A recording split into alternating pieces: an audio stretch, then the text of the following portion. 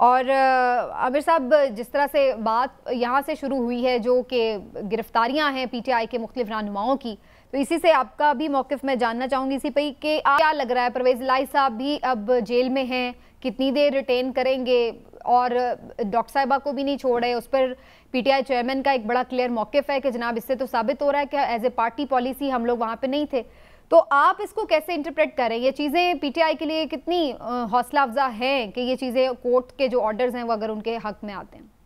देखिए, मजमूई तौर पे तो पीटीआई जो है उसके लिए बड़ी चैलेंजिंग सूरत हाल है, क्योंकि हुकूमत और जो इदारे हैं वो बड़ा मतलब है कि फोकस लग रहे हैं कि पीटीआई को जो है जो कुछ 9 मई को हुआ उसका का तमाम मलबा जो है एज अ पार्टी पॉलिसी समझकर उन पर डाल दिया जाए।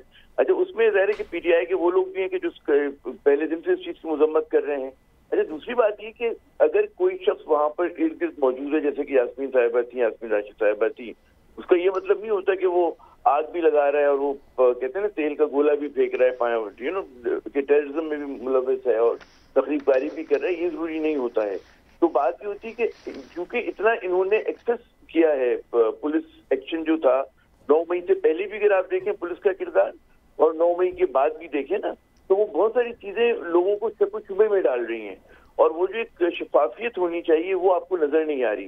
तासुर ये मिल रहा है कि जनाब जितना हुआ है उससे ज्यादा जो है लोगों को पकड़ा जा रहा है, उन लोगों को पकड़ा जा रहा है, उसमें बेगुनाह भी शामिल है, वो लोग भी शामिल है कि जिनका इस मामले से कोई लेना देना नहीं। इस पे तो सबका कंसेंसस है कि जो वाकई जिन्होंने इस जुर्म का इर्तिकाब किया उन्हें सजा मिलनी चाहिए। लेकिन क्या उन्हीं लोगों को पकड़ा जा रहा है? उसके अलावा भी मतलब जो सियासी मुखालफीन है उनके साथ भी स्कोर सेटल किया जा रहा है। तो ये वजह से उसकी दूसरी बात ये कि उससे पहले भी आप याद करें कि पंजाब हुकूमत जो है वो केयर टेकर गवर्नमेंट है, उसका किरदार जो है उससे पहले भी क्वेश्चनेबल रहा है, उससे पहले के जो भी वाकयात हुए हैं। और पंजाब पुलिस ने बताते खुद जो इस पूरे वाकये से पहले लोगों को घरों में घुस के मारा, उनके घरों की चीजें तोड़ी, ठीक है ना, गाड़ियों के शीशे तोड़ रहे थे, तो बहुत कुछ हुआ था उससे पहले। तो लोगों में मतलब है कि अब इत्मीनान की कमी है इस पुलिस एक्शन के हवाले से। और ये बिल्कुल सही कह रहे थे कि अगर असल चीज तो होती है कि हम और आप टीवी के स्क्रीन पे फैसले नहीं दे सकते, हो सकता है कि इनके पास सबूत है तो भाई आप अदालत में पेश करें। लेकिन अगर अदालत बरियत कर रही है, उनको जमानत दे रही है, तो फिर हुकूमत को उसमें रोड़े नहीं अटकानी चाहिए। तासुर ये लग रहा है कि परवेज इलाही साहब उनको मतलब है एक अदालत छोड़ती दोबारा पकड़ लेते किसी और मुकदमे में, फिर किसी तीसरे में पकड़ लिया उनको। उसी तरह जनाब बाकी पीटीआई के लोगों के साथ भी हो रहा है। तो ये तासुर जो है मेरे ख्याल में बड़ा मनफी है, और हुकूमत को वॉर फुटिंग पर इस चीज को देखना चाहिए ताकि इंसाफ होता हुआ दिखाई। और उसमें इंटरेस्टिंगली आमिर ज़ैद साहब जो प्रेस कॉन्फ्रेंस कर देता है उसको फिर नहीं पकड़ा जाता। या तो ये ना कि चलें उसको तासुर तो कम से कम ये देते हैं कि जी प्रेस कॉन्फ्रेंस से ताल्लुक नहीं है पकड़े जाने का, तो बाद में भी किसी को थोड़ी देर के लिए पकड़ ले। आपने दुरुस्त फरमाया कि ये जो है ना कि मतलब अगर आप एक प्रेस कॉन्फ्रेंस कर दें और 2 लफ्ज बोल दें कि आपका ज़मीर जाग गया और उसके बाद जनाब तमाम आपकी तलाफी हो जाएगी, फिर एक और बड़ा सवाल आता है कि हमेशा लोग भी ये पूछेंगे, अवाम भी पूछेंगे और वो कारकुन भी पूछेंगे जो भी जेलों में है, ये क्या हुआ कि उन्होंने एक प्रेस कॉन्फ्रेंस की रहनुमा ने, किसी ऑफिस बेरर ने, साबिक वजीर ने, उसको तो आपने छोड़ दिया, कारकुन को आपने पकड़ के रखा हुआ है, ठीक है ना। तो ये भी बहुत बड़ा सवालिया निशान है। लेकिन इसका मतलब ये नहीं कि पीटीआई की जो फ्रंट लाइन लीडरशिप है, अगर फर्स्ट ईयर की मैं बात करूं, क्योंकि लोग उस पर भी सवाल उठा रहे हैं कि जनाब एकदम जो है कैसे कोलैप्स कर गए, रेत की दीवार की तरह गिर गए, फौरन जो है मतलब लोग मतलब माफी नामे मांग रहे थे और अपने आप को दुरुस्त कर रहे थे। तो ये भी बड़ा क्वेश्चनेबल बात है, क्योंकि माजी में से पहले भी सियासी जमातों के साथ बहुत कुछ हुआ है।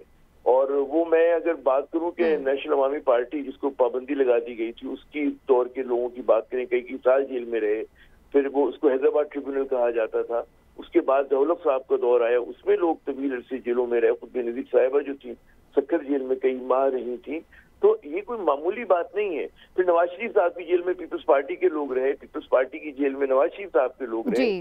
तो ये चीज जो है ना जरा सा एक सवालिया निशान है कि क्या वाकई इतनी कमजोर जमात थी या जबर की नौयत बदल गई है, लोगों की फाइलें बन क्या है, मतलब ये सवालात हैं जो मुस्तकबिल में जवाब मिलेगा, भी तुम सिर्फ कयासराई कर सकते हैं। बिल्कुल ठीक। लेकिन इमरान साहब आप साथ रहिएगा, आमिर ज़ैद साहब भी फर्दर भी मुझे आपसे कुछ अहम रहनुमाई लेनी है। लेकिन आज चेयरमैन पीटीआई ने भी ये मुतालबा किया कि इसी वजह से वो ये डिमांड करें कि एक इंडिपेंडेंट जुडिशल इंक्वायरी होनी चाहिए जो कि तमाम तर 9 मई के जो वाक़यात हैं उसके ऊपर करे और जिसके ऊपर सब ट्रस्ट भी कर सकें, ना कि कोई खुद से ही बगैर कोई इंक्वायरी के फैसले सुना दिए जाएँ। आप समझते हैं ये एक फेयर डिमांड है उनकी? समीना, ये हर दौर में एक फेयर डिमांड होती है। देखिए, कोई भी बड़ा वाक़या हो जाए तो अगर जुडिशियल कमीशन बनाने का या ट्रिब्यूनल बनाने का मुतालबा किया जाए तो मुझे बताएं इसमें अनफेयर क्या है।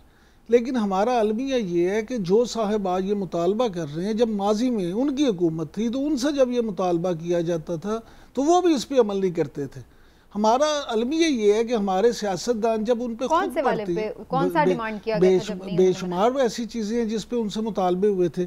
इशू सारा ये है कि सियासी तर्ज अमल अपनाए बगैर हमारे सियासतदान हैं जो वो कभी भी यहाँ पे सियासी जमूद को ख़त्म नहीं कर पाएंगे। हम ये तो गिला करते हैं कि जी दूसरे ये करते हैं दूसरे, लेकिन क्या हमने खुद सियासी तर्ज अमल अपनाया? अब आप इस सारे मामले को देख लें। अभी जो आमिर ज़िया साहब जिस तरह से फरमा रहे थे या फैसल चौधरी साहब, मैं इनसे 100% इस बात में मुत्तफिक हूँ कि इंसाफ होना नहीं चाहिए, होता नज़र भी आना चाहिए। ये ना हो कि आप इंसाफ की रट लगाएं लेकिन नजर आता किसी को। लेकिन आमिर ज़िया साहब, हुकूमत का एक सेकंड ना मेरी गुजारिश सुन लें, मेरी बात मुकम्मल हो लेने दें। मामला ये है कि इस सारे मामले में जो अब ये कहे कि जी पीटीआई की ये सियासी जमात के तौर पे पॉलिसी नहीं थी, लेकिन जो काम हुआ है वहाँ क्या पीटीआई वाले लोग नहीं थे? क्या पीटीआई के कारकुन, पीटीआई के लोग, पीटीआई के एमपीए या एमएनएज उस फुटेजेस में खुद आग लगाते, पथराव करते, ये सारा कुछ करते शामिल नहीं है? उन लोगों के खिलाफ कार्रवाई ज़रूर होनी चाहिए, लेकिन अगर आप सबको लपेटेंगे तो फिर वो जो असल मुजरम है वो भी सजा से बच जाएंगे। लेकिन आमिर ज़िया साहब, हुकूमत तो इस मूड में नजर नहीं आ रही। वो कह रहे हैं, वज़ीर दाखिला भी कहते हैं कि इसकी कोई ज़रूरत नहीं है कि कोई इसकी तहकीकात हो, सब कुछ बड़ा ऑब्वियस है। तो इससे तो और तासुर इस बात को मिलता है कि शायद इसकी बेसिकली जो सियासी स्कोर है वो सेटल किए जा रहे हैं। जी सर। देखिए, वुज़रा तो कहते रहते हैं और वुज़रा के अगर नजदीक हो, अगर उनकी बात मान ली जाए तो हर उनका सियासी मुखालिफ जो है वो गर्दन जदनी है और उसको जेल में होना चाहिए। असल बात है कि अदालत जो है जो इनके पास शवाहिद हैं उन्हें तस्लीम करती है या नहीं करती है। ये होना कि जनाब मैं उस वक्त मेरा फोन उस जगह पे था जब ये वाकयात हो रहे थे, तो उसका मतलब ये नहीं कि मैं उस मामले में मुलविस है या कोई और शख्स जो उस मामले में मुलविस है, तो उसके लिए आपको सबूत देना होगा। फिर दूसरी बात ये कि हमारा कानून बड़ा वाज़ेह है कि जनाब अगर आप पत्थर फेंकते हैं, डैमेज करते हैं तो उसकी ये सजा है, टायर जलाएंगे तो ये जो भी आपका मतलब है कानून के तहत ही चीजें होती है ना। आप ये नहीं कर सकते कि पत्थर फेंकने पे आप कत्ल की सजा दे दें। तो ये भी देखना होगा कि हमारे ये कवानीन जो है वो इस तरह के वाकयात में, जब हमें याद है कि MRD की तहरीक थी उसके बाद भी कई मरतबा हुआ कि लोग निकले, उन्होंने चीजों को नजर आतिश किया, तो तोड़ फोड़ की। फिर आप याद करें ना बेनजीर साहिबा का जब कत्ल हुआ था उसके बाद मुल्क में क्या सूरत हाल हुई थी। यकीनन उस वक्त डिफेंस इमलाक पे हमले नहीं हुए थे, लेकिन पब्लिक और गवर्नमेंट प्रॉपर्टी तो बहुत गई थी, प्राइवेट प्रॉपर्टी तो हजारों गाड़ियां जली थी, ट्रेनें जल गई थी। ट्रेनों को जलाना है उतना ही बड़ा जुर्म होता है। हमने कौन सा देखा था कि किसी को वहाँ पे सजा हुई या पकड़ा गया या कोई कार्रवाई नहीं। स्टेट ने ये रियलाइज किया कि जनाब एक सदमा था, एक स्पॉन्टेनियस रिएक्शन था और उन्होंने रहमदिली के साथ, हालांकि मुशर्रफ साहब की फौजी हुकूमत थी, उन्होंने उस चीज को दरगुजर किया। उन्होंने ये नहीं किया कि मतलब पकड़ धकड़ शुरू कर दी है।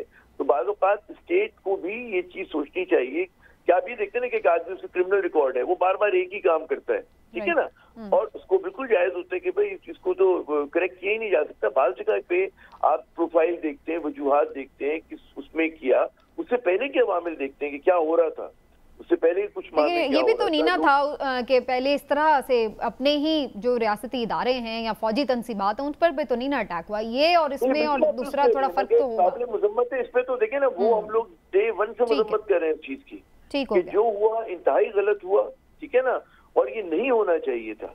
लेकिन साथ साथ ये भी है कि ये ना लगे कि जनाब एक्सेस हो रहा है, मतलब है कि ज्यादती हो रही है। ठीक है आमिर साहब, आप प्लीज साथ रहिएगा। देखिए, हमें कुछ सियासी तहरीकों का तजर्बा है कि जब भी जुलूस निकलता है, तफरीककारी होती है ना, अगर 1000 लोग हैं तो उसमें सिर्फ 2-3 लोग होते हैं जो मुलविस होते हैं इन कामों में, आग लगाने में, गाड़ी, बाकी तो शामिल बाजा होते हैं ना। तो शामिल बाजे की हैसियत नहीं होती है, हैसियत होती है उन 2-3 अफराद की जो वाकई मिसक्रिएंट्स है, ठीक है ना। तो वो पकड़े, उनको बिल्कुल सजा देनी चाहिए। लेकिन खुदा ना खास्ता ये ना हो कि जो लोग बिल्कुल मासूम है, बेगुनाह है, या जबरदस्ती में यास्मीन राशिद पे आप ये कहें, वो तो सबने ऑडियो उनका सुना हुआ है, वीडियो क्लिप सुना हुआ है ना, उन्होंने कहा वो तो मना कर रही थी कि हाँ नहीं जाओ, बिल्कुल सही, बाहर निकले अंदर मत जाए, कह रही है ना वो लाउड स्पीकर पे कह रही है। तो ये चीजें होती है, तो उनके ज़ईफ खातून है, बीमार खातून है, बुजुर्ग खातून है, उनके साथ और भी इसी तरह के लोग होंगे। उम्र की बात की थी, उम्र में अगर बड़ी उम्र में आप जुर्म करेंगे सजा मिलनी चाहिए, लेकिन यहाँ पे तो शुबा है ना उस चीज का। जी